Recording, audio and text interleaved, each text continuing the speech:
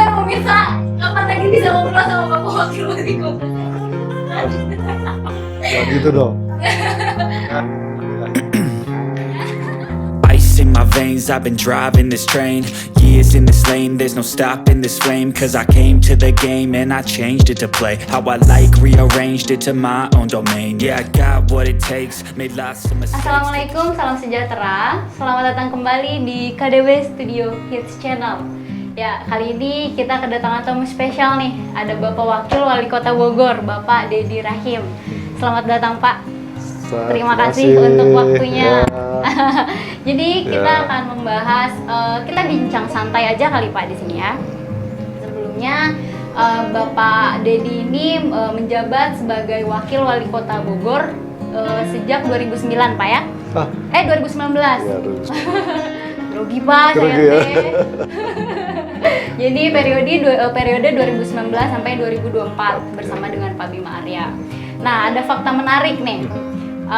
Bapak Dedi ini dulunya pernah menjabat di KPK dan satu-satunya yang pejabat KPK yang mengikuti pemilihan ketua daerah dan terpilih. Nah, mungkin ada perbedaan yang signifikan Pak tentang dulu pas di KPK dan saat sekarang sudah menjadi wakil wali kota.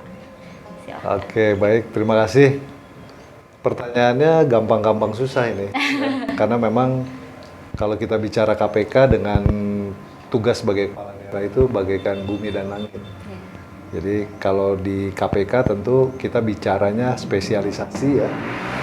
Apa yang menjadi tugas kita, fokus, ya kemudian juga tentu tidak terlalu sebanyak fungsi dan tugas yang ada di daerah.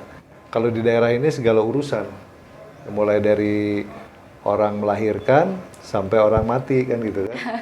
Lebih lebar ya, cakupannya Pak. segala urusan sosial, budaya, ekonomi, urusan lebih banyak misalnya termasuk urusan politik ya. Jadi banyak sekali urusan, tetapi kuncinya satu aja, kuncinya ya kita hadapi dan kita enjoy aja.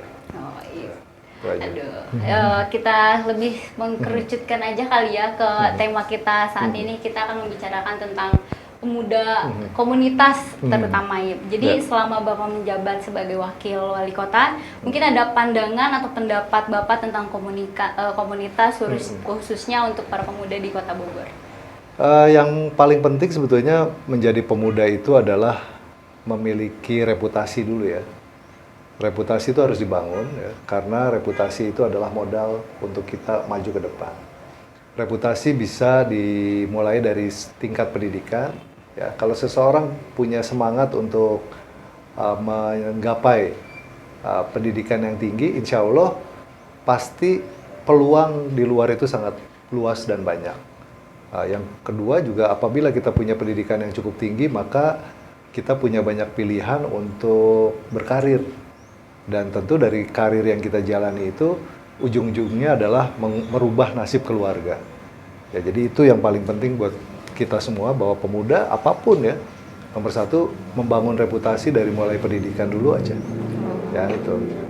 Terus yang kedua tentu sikap ya, kita harus menentukan sikap. Sikap kita kemana? Pemuda itu maunya ada di mana? Kalau mau jadi agen pembangunan, maka dia harus punya cukup pengalaman, punya cukup jaringan, dan juga paling tidak punya keinginan ya untuk menjadi agen pembangunan. Agen pembangunan itu bisa apapun ditempuh ya, bisa jadi pengusaha, bisa jadi pedagang dan lain sebagainya. Yang penting apapun yang jadi kebijakan dari pemerintah dalam membangun tentu didukung oleh pemuda yang mempunyai tadi pendidikan, reputasi, dan juga keahlian atau kekhususan bidang yang dia miliki, sehingga paling tidak menjadi bagian dari pembangunan masyarakat Indonesia. Ya. Dan biasanya nih Pak, kalau misalkan kita membicarakan tentang komunitas, itu tidak terlepas juga dari pembahasan hobi. Kita mau ini nih, mau tahu sisi lain dari Pak Dedi. Selain beliau kan orang yang tegas, yang lugas saat melaksanakan tugas, Mungkin ada sisi lain nih yang bisa kita ketahui dari Pak Dedi. Misalkan saya kan kemarin sempat kepo-kepo nih Pak di Instagram. Bapak kayaknya suka kegiatan off-road. Ya, intinya bukan off-roadnya, tapi saya suka kegiatan outdoor.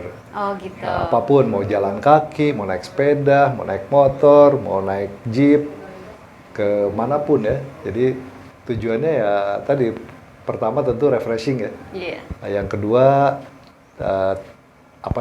paling tidak kalau kita bisa banyak berinteraksi dengan masyarakat di luar ya, dengan cara apapun, dengan naik ke apapun, kita bisa punya tambahan pengetahuan, informasi yang kemudian nanti akan kita jadikan sebagai bahan untuk mengambil kebijakan kan gitu kan.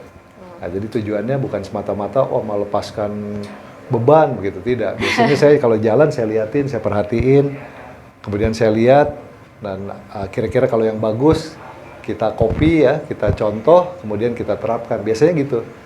Jadi bukan hanya di Bogor aja. Saya misalnya jalan ke Bandung, saya selalu kalau bisa ada kesempatan, ya saya jalan kaki, menikmati pedestrian, sambil ngelihat, oh apa perbedaan Bandung, apa perbedaan Semarang dengan Bogor, apa perbedaan Surabaya dengan Bogor, kan gitu. Apa yang bagus di Surabaya, apa yang bagus di Makassar, apa yang bagus di Denpasar. Biasanya itu jadi itulah sebagai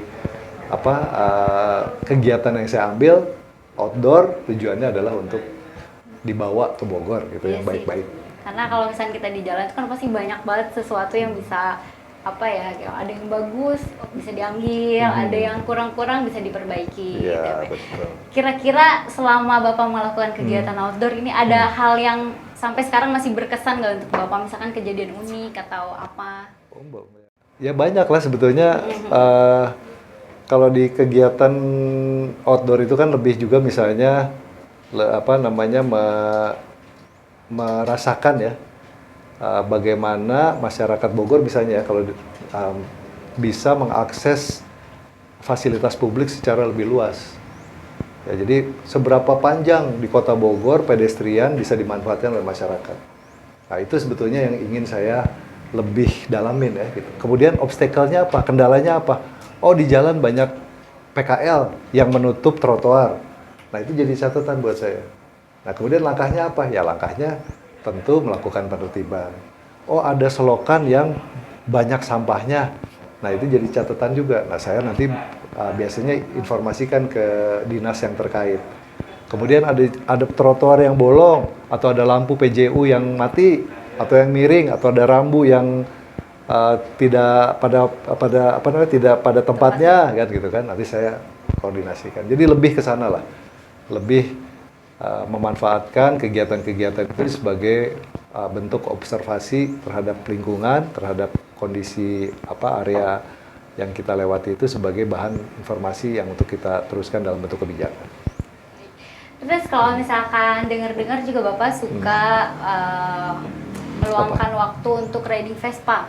Oh, sebetulnya sama aja, sama. Kalau saya naik Vespa itu dari SMP soalnya. Oh gitu. Saya dari SMP ya, SD, karena memang dulu orang tua punya Vespa, jadi ya kita belajar, terus ya karena kendaraan zaman dulu kan, ya adanya Vespa, ya saya dari dulu udah main Vespa dari SD SMP lah.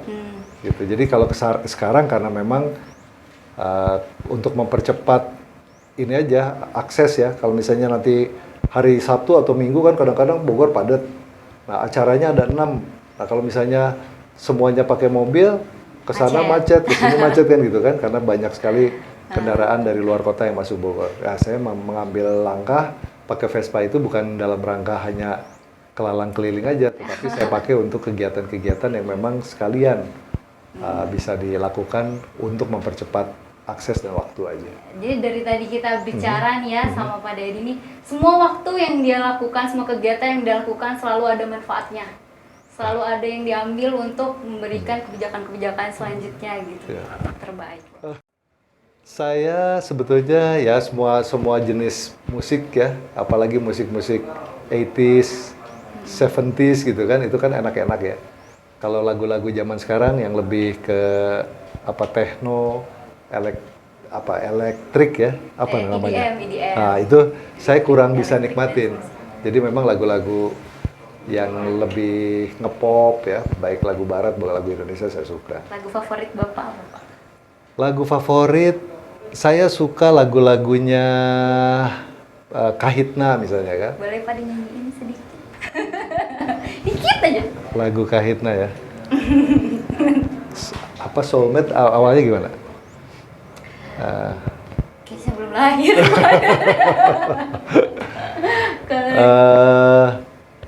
Apa Mantan Terindah ya? Boleh. Mantan Terindah gimana awalnya?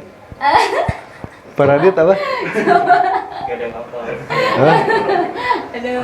Nanti dinyanyiinnya pada kesempatan khusus ya. Oh, Jadi kalau baik, sekarang baik. nyanyi nanti semua bubar.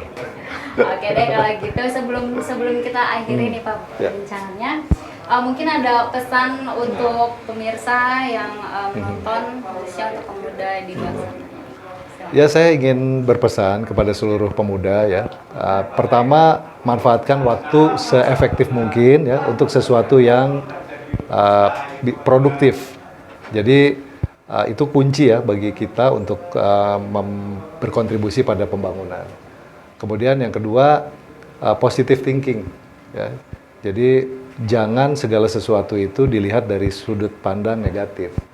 Jadi cari solusi adalah jalan terbaik. Kemudian yang ketiga tentu pemuda harus punya semangat untuk membangun negeri. Itu aja. Jadi siapapun dia ya dengan latar belakang apapun, kalau cinta tanah air dan bangsa, ya kemudian juga ingin negaranya bangsanya maju, tentu apapun yang dilakukan tujuannya adalah untuk kebaikan bangsa dan negara. Jadi itu saja. Jadi kalau tidak ada pikiran nasionalisme ya yang ada di dalam diri, saya pikir ke depan kepada siapa kita akan berharap? Karena pemuda adalah harapan bangsa. Dan saya sangat banyak berharap kepada kaum muda. Ya untuk itu jangan lupa untuk selalu berusaha, bekerja dan berdoa untuk bangsa dan negara. Demikian. Terima kasih. Terima kasih Pak untuk pesannya sangat. Semoga pesan-pesan dari Pak Deddy yang barusan bisa diterapkan oleh kita semua, termasuk juga pengingat untuk saya Pak. Ya. Oke, sebelum kita mungkin perbincangan kita cukup sampai di sini. Sekali lagi terima kasih Pak untuk Sama-sama, waktunya. Teh. Dan kebetulan alasan kenapa kita memanggil atau mengundang Bapak Deddy ke sini adalah sekalian untuk memperkenalkan bahwa KDW Studio ini adalah salah satu program dari Kelurahan Kedung Waringin Pak untuk menginformasikan tentang apa yang terjadi di Kedung Waringin dan juga ada konten-konten hiburan lainnya gitu. Jadi Kedung. KDW ya. D-nya?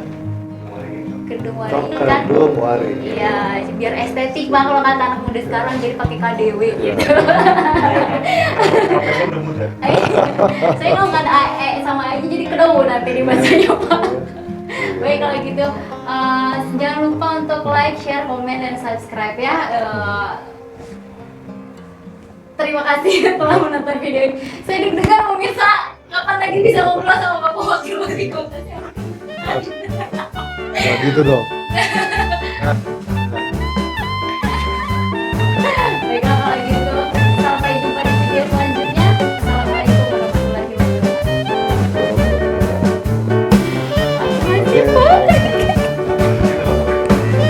Oh, bukan ada di situ ya.